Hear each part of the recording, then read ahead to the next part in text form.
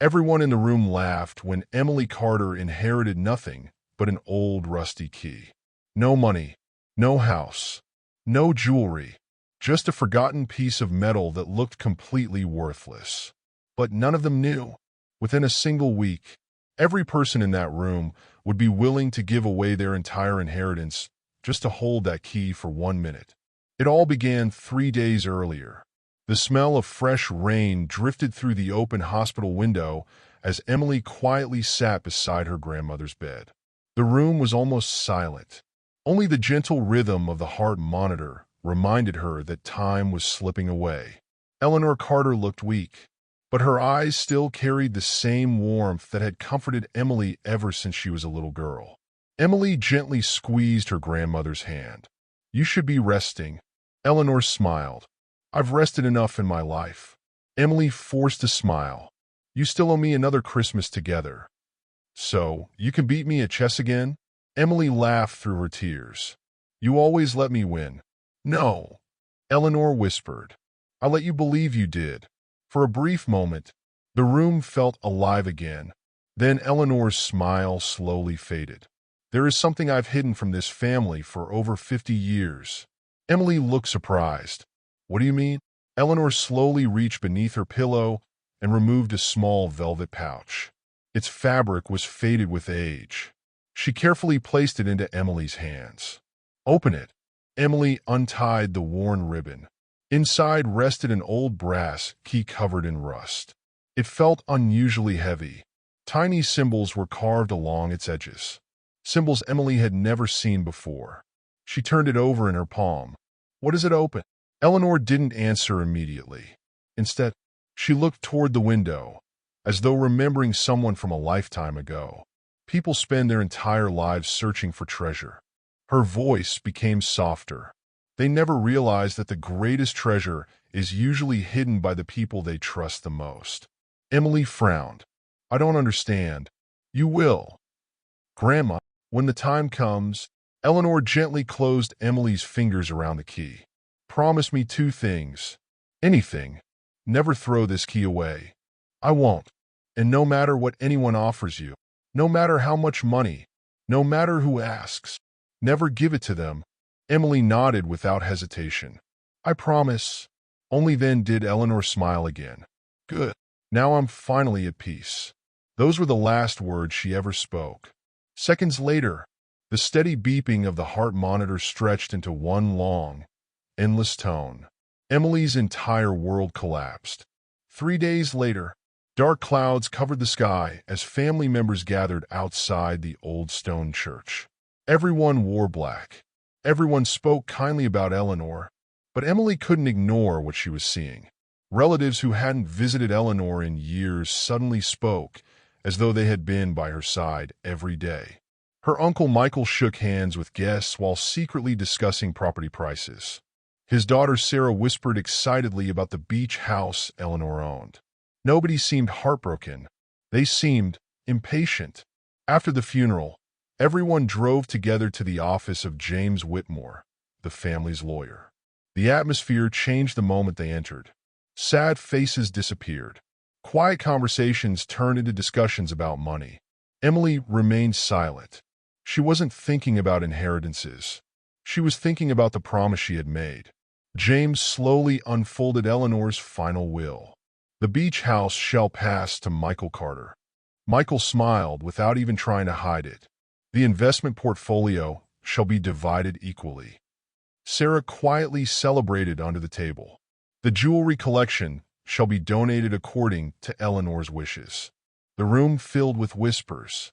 Finally, James removed one last envelope. His expression changed. He looked directly at Emily. Eleanor left one final personal gift. The room fell completely silent. James placed a small wooden box on the table. Emily recognized it immediately. With trembling hands, he opened it. Inside lay the same old rusty key. Nothing else. A second passed. Then another. Suddenly, someone laughed. Then another. Within moments, the entire room erupted with laughter. "That's her inheritance? An old key? I guess love doesn't pay the bills." Michael leaned back in his chair with a smug smile. Looks like my mother finally lost her mind. Emily ignored every word. She quietly reached into the box. As her fingers touched the key, she noticed something no one else had seen. Hidden beneath the velvet lining was a folded piece of yellow paper. Without making a sound, she slipped it into her coat pocket before anyone in the room realized it was there. Emily waited until she reached her car before taking the note out of her pocket. Her hands were shaking. She looked through the windshield. The parking lot was almost empty. Most of the family had already left, probably celebrating their new fortunes. Emily carefully unfolded the fragile yellow paper.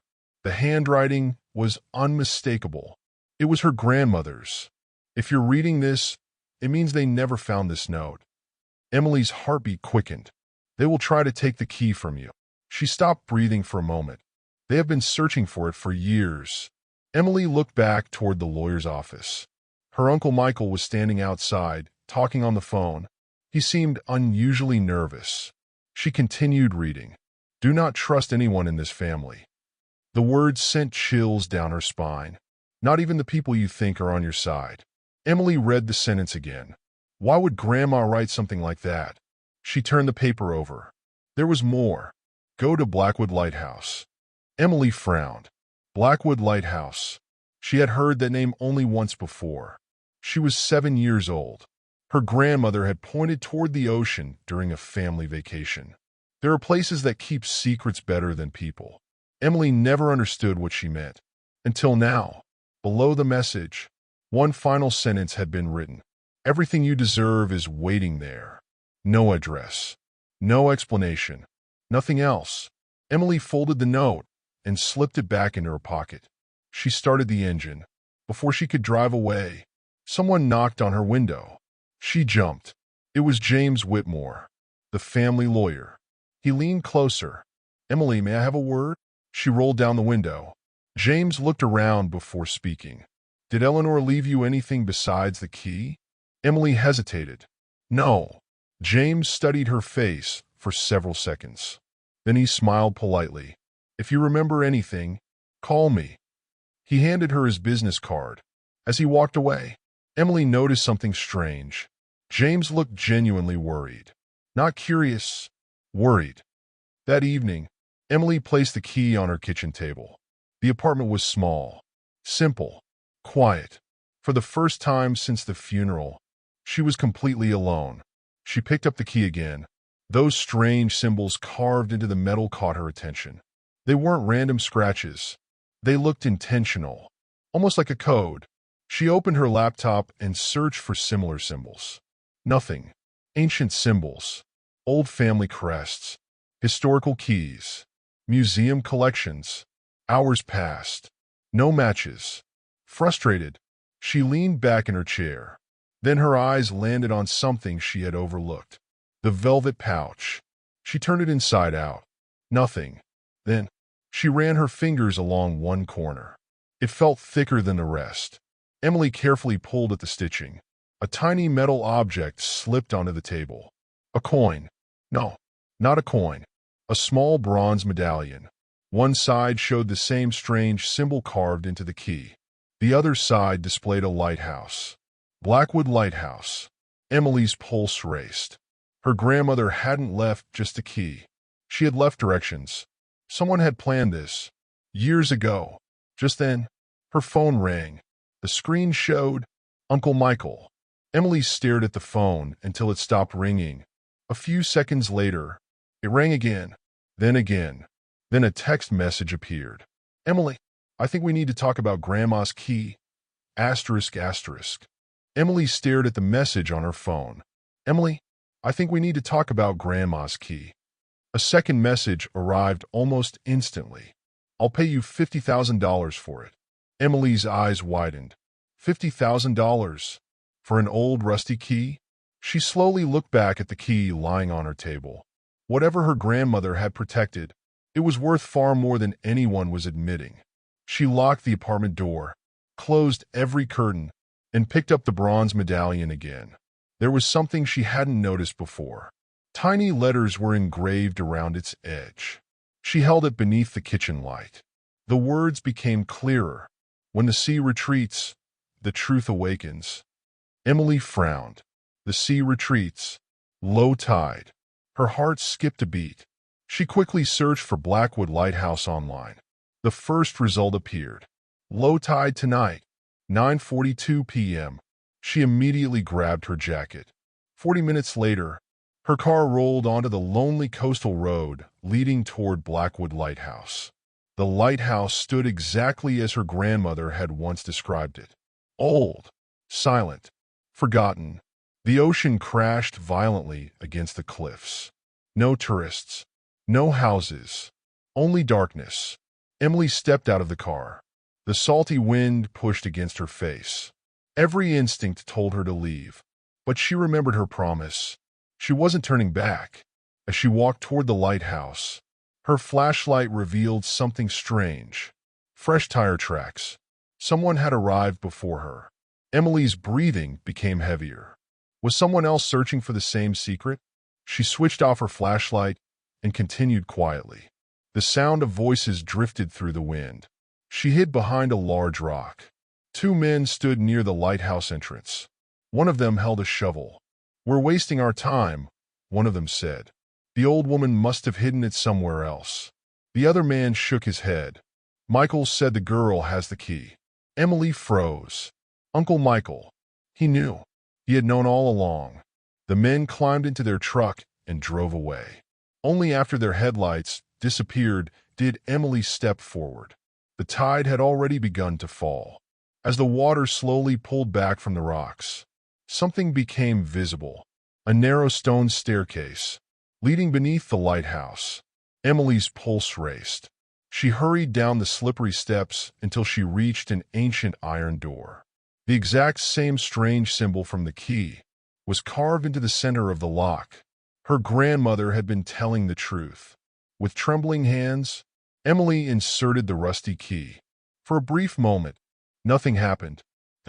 A deep metallic click echoed through the tunnel. The heavy door slowly opened. Warm golden light spilled into the darkness. Inside was a hidden stone chamber untouched by time. Dust floated through the air.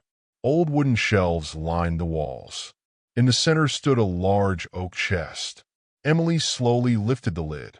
Inside were dozens of old journals, family photographs, property deeds, and a sealed envelope with her name written across the front. She carefully opened it. "My dearest Emily, if you're reading this, you found what I spent my entire life protecting. This isn't hidden treasure. It's the truth.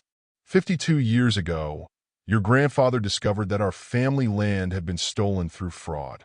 The people responsible buried every document proving it.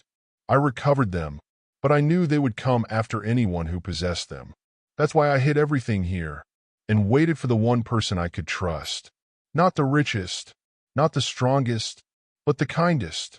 That person is you." Emily couldn't hold back her tears. Everything suddenly made sense. The key, the warnings, the promise. Her grandmother hadn't left her wealth. She had left her justice. Weeks later, the hidden documents were verified by the court. The stolen land was legally returned to Eleanor's estate. After taxes and settlements, Emily inherited everything her grandmother had fought her entire life to protect. Michael and the others received nothing more.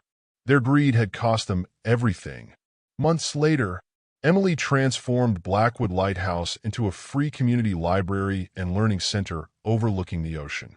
Every evening, she watched children run through the same place where a decades-old secret had finally been set free. Sometimes, the greatest inheritance isn't money. It's the courage someone believes you already have, long before you believe it yourself.